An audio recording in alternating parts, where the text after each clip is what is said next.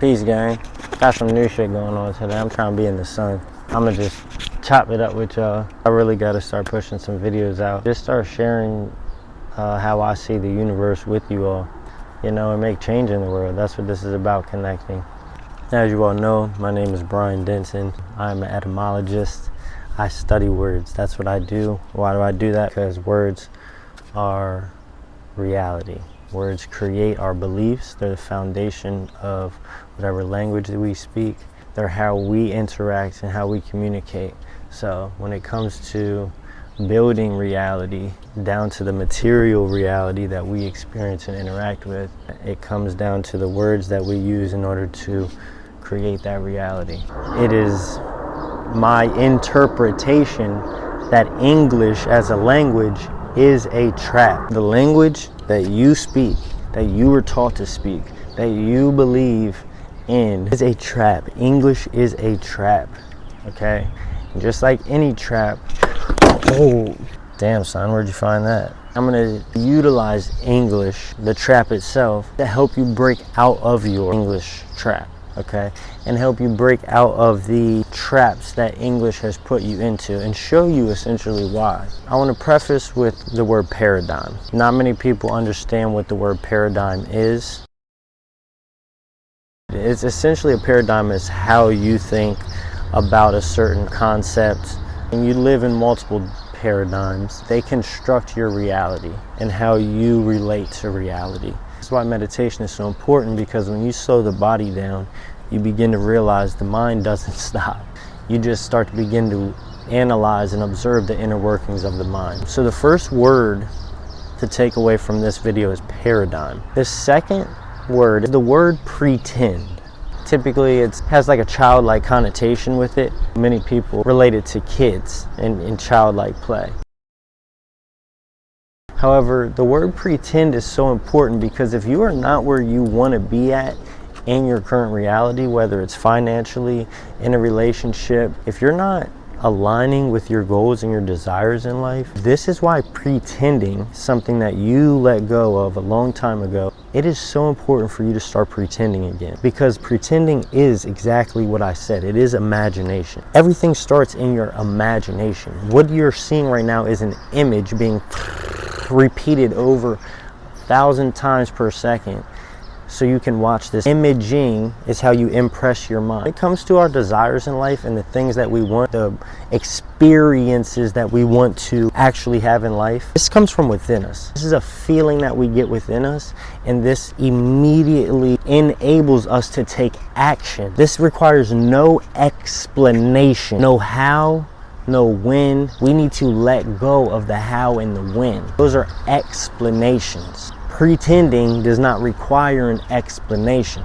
You don't need to explain why you're pretending. I'm pretending because I want to. So this is why English is a trap, because the people who taught this down and passed it down to us out of ignorance, they taught us these words without really understanding the meaning, the spells, the curses, the spelling in the cursive, and the meaning or the matter that is behind these words. I hope that you can understand, and you've been able to hear already, how important it is to notice the words that you use. Right before I recorded this video, I had a realization of the word exactly.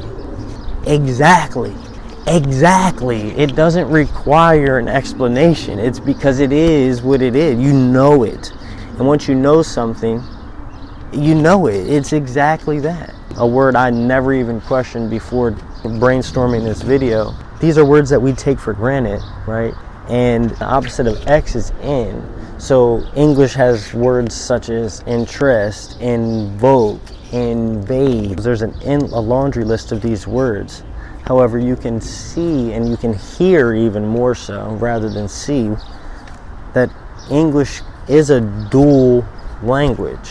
It is a language of opposites. This not only necessary as a result of our communication for self and other, like I said, it also creates a trap, because when it comes to the reality of the situation, all dualities, all opposites will eventually collapse. We live in a dual state, and English itself is a dual language. And my intention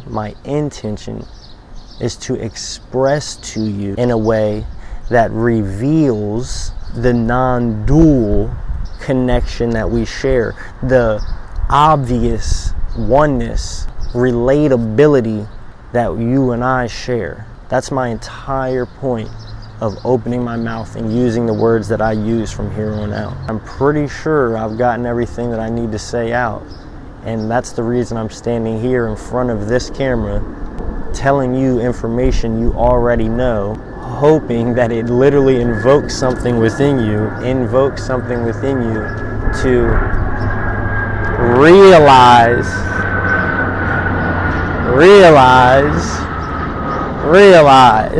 So just to recap, paradigm. You and I and everybody you see around you lives in a specific paradigm. There's individual paradigms and collective paradigms, society, things of that nature.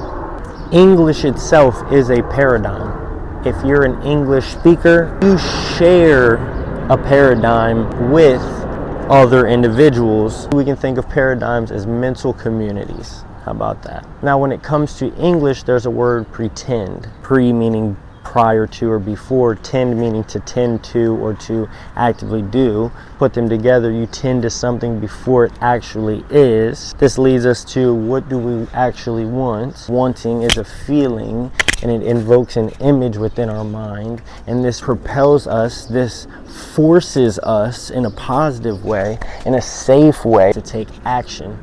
And the feeling comes from within, and our feelings and our desires require no explanation. Exactly. If you can see it in your imagination exactly as you desire, the universe, the mind, has no choice but to give it to you and use your body to get you in that state. You, me, we speak English. How funny is it that the word English starts with EN but sounds just like in? EN and IN are the same sound, and your subconscious knows no difference. The last part of this video that I want to talk about, double meanings. You have one mind.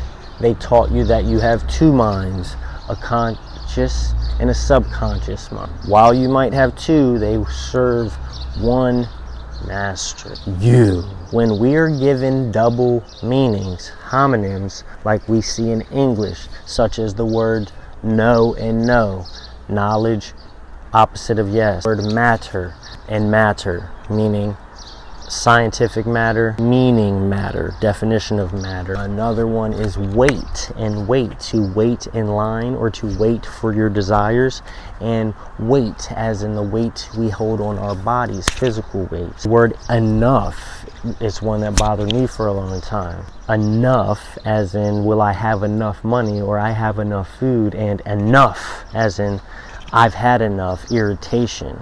This one was huge for me. Another one is waste, as in wasting food and wasting time, as opposed to our waistline. These words, although they may be spelled differently, they sound exactly the same to our ears, and our conscious and subconscious mind does not know the difference. When it comes to double meanings, if we have two definitions of one sound, our mind can only choose one of those definitions, or it's going to construe a definition to crunch two into one.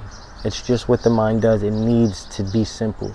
It cannot understand complexity.